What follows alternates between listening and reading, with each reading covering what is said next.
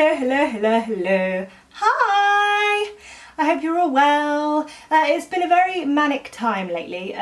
My book's been out. Tom has turned 30.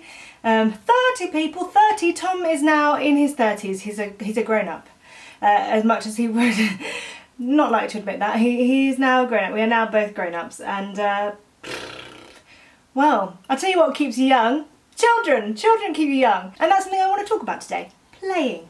We all love playing. I think growing up, playing with my toys and everything was always such an amazing time. It's something that I really look back on and remember playing with my dolls and it's fascinating now watching Buzz play. I think there's this thing as a parent where you always feel like you need to be in there getting involved. I always feel like I need to be on the floor playing and showing Buzz how all of his toys work and kind of trying to help him understand his toys and discover. But what I've realised in the last few weeks, because he's really started to play properly now, like, you know, really playing on his own independently, that he doesn't actually need me. He can work things out by himself, and that's actually the beauty of play, which is really bizarre. There's something actually that I learned when I did a psychology degree, and that is that I think in the first 5 years of a child's life, the majority of what they pick up is imitation. You know, so they mimic us, they mimic everything that they see around us. And I totally see that in Buzz. He has this Hoover, for instance, that he kind of picks up and he hoovers the house. He has this lawnmower that he loves to lawn, like he does the same sort of action with the Hoover. Sometimes it's at the same time, it can get a bit chaotic, but he loves just sort of trotting along after his Hoover or after his lawnmower. And he's going, like, he picks up the phone and says hello, which I think I was always worried about, because I think now with phones you don't really do that. You know, you either FaceTime, so you're holding it, or you text. I try not to do it too much around Buzz because I don't want, you know, it to be so much on his radar, or not even that. I kind of feel like it's a very antisocial thing, and I would prefer to be engaging with my child rather than sat there on my phone. But so it's really interesting that he knows to pick up the phone and say hello. I find that really amazing.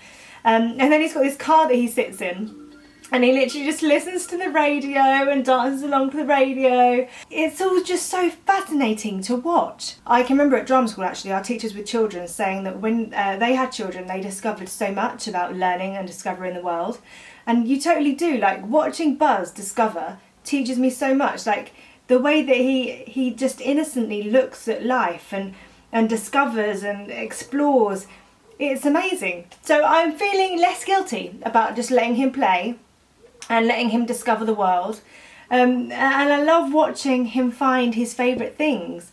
I love it when he realises, oh, my lawnmower, for instance, and he just picks it up and trots off. I'd love to know what draws him to that. What is it about that makes him want to play with it again and again and again and not get bored? So yeah, so I guess I'm learning that playtime doesn't mean that me and Tom play quite so much.